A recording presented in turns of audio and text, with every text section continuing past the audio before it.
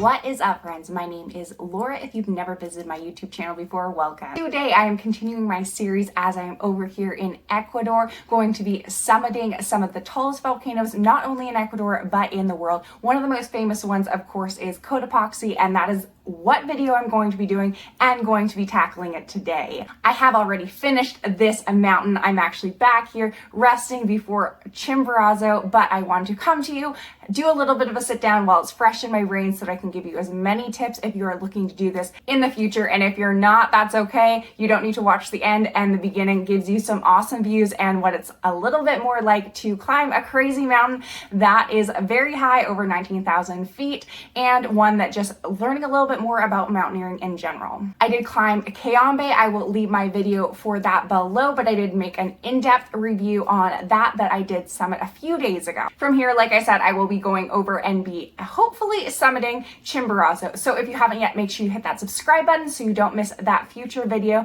and let's officially get started.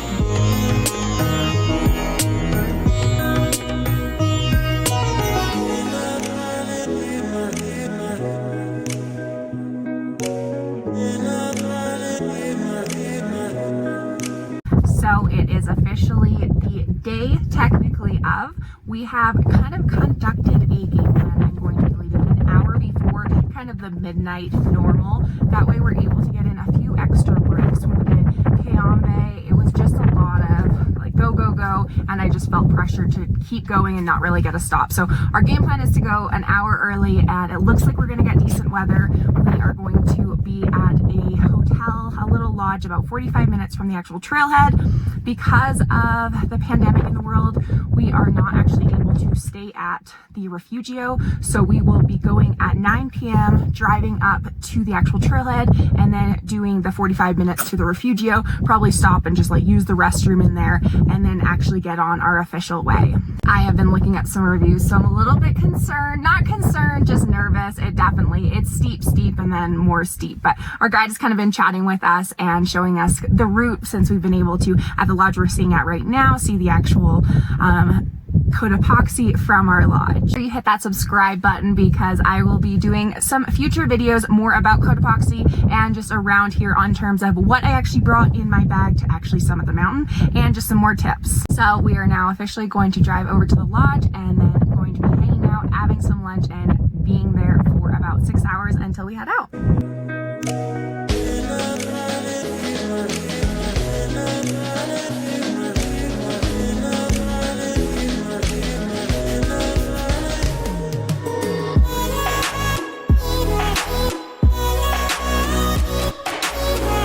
Officially made it to the lodge. So from here it's about 45 minutes until the actual parking lot to get started. We will be in this room, super popular to stay here the night before or during the day, and then we'll be heading back here after the actual hike itself as well. There's also a restaurant here, and it has Wi-Fi as well as like a nice little seating area just to relax. I think that today I'm going to go for kind of just a short little walk. It's such a beautiful view of Cotopaxi, and then just be relaxed and get some reading and hang out.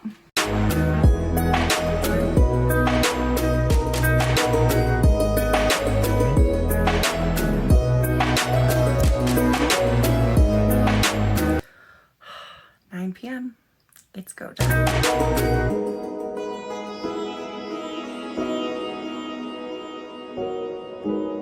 It took about 30 minutes from the little lodge to the actual parking lot. It'll take about an hour now to get to the refugio, where we're just gonna have a quick stop.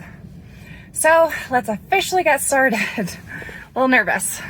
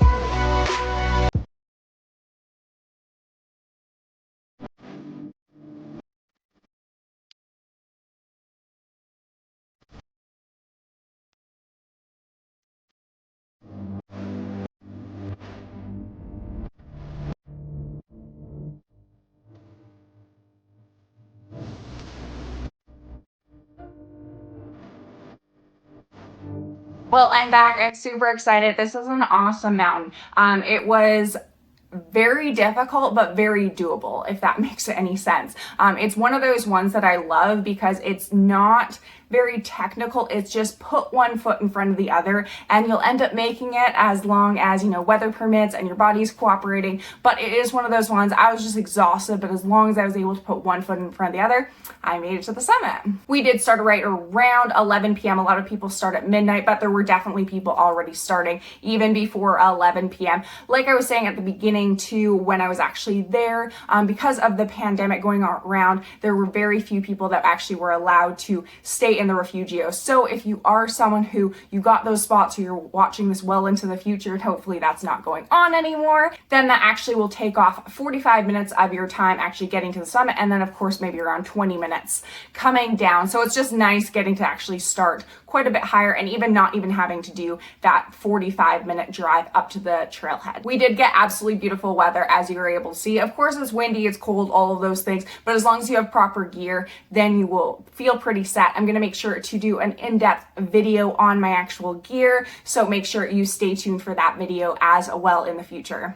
One of the coolest things about this mountain that I absolutely loved is it was so still, and when the sun was actually coming up, it was like coming up, and then if you looked across from, of course, you're actually looking straight at Chimborazo, you looked across, you actually could see the shadow of Chimborazo over there overlooking Quito. So that was just this awesome experience. It's one of those ones, of course, I can take my camera out and I'm sure I did get a few little pictures, but it was just so awesome just to sit there and actually soak it in and the beauty that I was looking at. I would say the mountain itself had a fairly high success rate. There were quite a few people at the summit. There were quite a few people for sure, especially at the very end there. When you're at the steepest section, that was pretty steep, first of all, but also was definitely a lot of people. I've heard just because it's such a popular mountain, such like when people want to do a mountain, they want to go there. If it's a local, that's one of their, bucket list items to be able to do.